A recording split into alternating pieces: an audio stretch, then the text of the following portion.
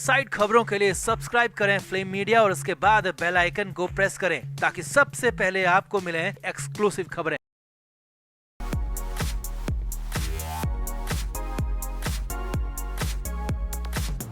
महाराष्ट्र सरकार में बिना विभागों के मंत्री नवाब मलिक जेल के अंदर बंद हैं और जेल में उनके दिन बढ़ते जा रहे हैं। नवाब मलिक से एक दिन क्या, जेल के अंदर 1 घंटा तक काटना मुश्किल हो रहा है और मलिक की कोर्ट से बार बार यही गुहार है कि उन्हें जेल से बाहर निकाला जाए क्योंकि वो काफी दिन जेल के अंदर गुजार चुके हैं।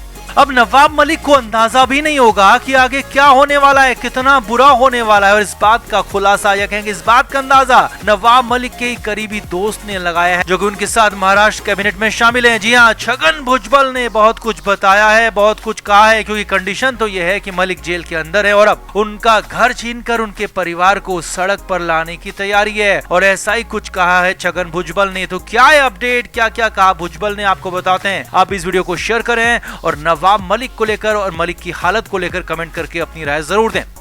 तो नवाब मलिक के हालात बेहद ही खराब हैं। हम लगातार आपको अपडेट्स दे रहे हैं। मलिक जेल के अंदर लंबे समय से बंद हैं। उनके जेल से बाहर निकलने की गुंजाइश दूर दूर तक नहीं दिख रही। अब ऐसे हालात में मलिक करें तो क्या करें, ये बात खुद उनको समझ नहीं आ रही, ना उनके परिवार को समझ आ रही है और ना ही उनके वकील इस बात को समझ पा रहे हैं कि ईडी के इस एक्शन का तोड़ क्या निकालें, कैसे निकालें, क्या करें कि नवाब मलिक जेल से बाहर आ जाए और फिर लड़ाई लड़ी जाए। अब इस पहली मुसीबत से ही नवाब मलिक और उनका परिवार पार नहीं पा पाया है कि अब दूसरी और इससे भी बड़ी आफत सामने खड़ी है जो कि खुद नवाब मलिक के करीबी दोस्त उनके साथ महाराष्ट्र कैबिनेट में शामिल छगन भुजबल ने बताई है। जी हाँ, महाराष्ट्र के मंत्री छगन भुजबल ने कुछ ऐसा कह दिया, ऐसा बता दिया जिससे साफ हो गया कि अब मलिक के साथ आगे और भी बुरा होने वाला है। तो आपको सिलसिलेवार तरीके से बताते हैं, समझाते हैं। महाराष्ट्र सरकार में मंत्री छगन भुजबल औरंगाबाद पहुंचे और यहाँ उन्होंने ईडी को लेकर बात की, ईडी की कार्रवाई को लेकर बात की। छगन भुजबल ने कहा कि जिस कानून के तहत ईडी काम करती है, जिस कानून के तहत ईडी का एक्शन होता है वो बेहद ही ज्यादा सख्त है, क्रूर है।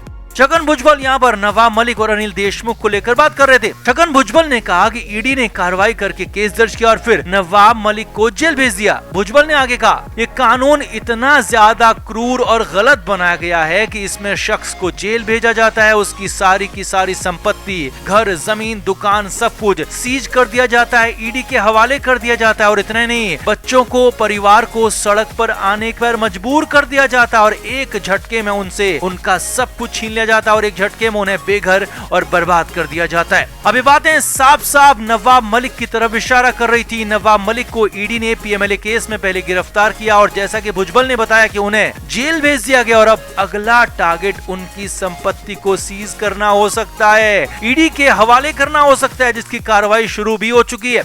कुछ दिन पहले ईडी ने मुंबई में रजिस्ट्रार से नवाब मलिक की संपत्ति, उनके फ्लैट्स, जमीन के बारे में जानकारी मांगी थी। नवाब मलिक के गोवाला कंपाउंड जाकर भी जमीन पर जाकर ईडी ने निरीक्षण किया था, जांच की थी और अब यही डर छगन भुजबल और नवाब मलिक के परिवार को सता रहा है कि अगली कार्रवाई जमीन और घर सीज करने की हो सकती है। नवाब मलिक से उनकी सारी संपत्ति छीनी जा सकती है और इसी बात का डर छगन भुजबल ने यहाँ पर जाहिर किया है। अब यहाँ पर जमीन और घर छीन ली जाती है तो नवाब मलिक तो जेल में है लेकिन उनका परिवार अब भी बाहर है, उनके पास कुछ भी नहीं बचेगा क्योंकि नवाब मलिक के परिवार में सब कुछ, या कहें कि ज्यादातर नवाब मलिक का ही अर्जित किया हुआ है, बेटे और बेटियां उसी को आगे बढ़ा रहे हैं। लिहाजा यहाँ पर नवाब मलिक का परिवार अगले कदम के तौर पर सड़क पर आ सकता है, बर्बाद हो सकता है अगर ईडी ने एक्शन ले लिया, अगर ईडी ने उनकी सारी संपत्ति सीज कर दी जो कि इस कानून के तहत होता है। और उसी बात का अंदेशा छगन भुजबल ने जाहिर किया है। छगन भुजबल ने इसकी आशंका जताइए।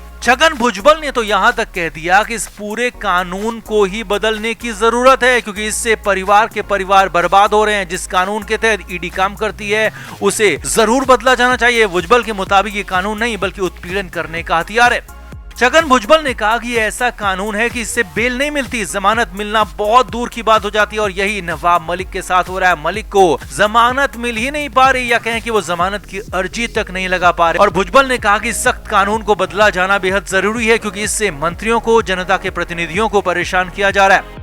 अब छगन भुजबल ने सभी पार्टियों को इसके लिए एक साथ आने की अपील की है। अब बाकी पार्टियां यहाँ पर एक साथ आएंगी या नहीं आएंगी, छगन भुजबल का साथ देंगी या नहीं देंगी, नवाब मलिक का साथ देंगी या नहीं देंगी, इस कानून के खिलाफ खड़े होंगी या नहीं होंगी, ये तो बहुत दूर की बात है। लेकिन छगन भुजबल ने साफ साफ कह दिया, बहुत कुछ कह दिया, इशारों इशारों में समझा दिया कि अब नवाब मलिक के साथ आगे क्या होने वाला है, मलिक के हालात क्या होने वाले हैं। कि मलिक को राहत बहुत जल्द मिलने की बात तो बहुत दूर की बात है, मलिक को थोड़ी सी राहत कहीं कभी मिल भी जाए तो ये सोचना भी दूर है। इसीलिए तो अब अनुमान लगाया जा रहा है कि मलिक के घर परिवार पर भी एक्शन हो सकता है और उन्हें कहीं का नहीं छोड़ा जा सकता है और ईडी इस कार्रवाई को कर सकती है, बहुत जल्द कर सकती है और खुद छगन भुजबल ने इसका अंदेशा जताया है।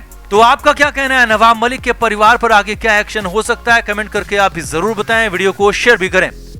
तो नवाब मलिक ईडी के तिलिस्म से निकल नहीं पा रहे हैं। नवाब मलिक लाख कोशिश कर रहे हैं, छटपटा भी रहे हैं, मगर कहीं से कोई राहत मिलना तो दूर, दिख भी नहीं रही है। हालात तो ये हैं कि कोर्ट से राहत मिल नहीं रही, खुद नवाब मलिक और उनके वकीलों तक को अंदाजा नहीं कि कब तक ये आफत रहेगी और उन्हें कब राहत मिलेगी।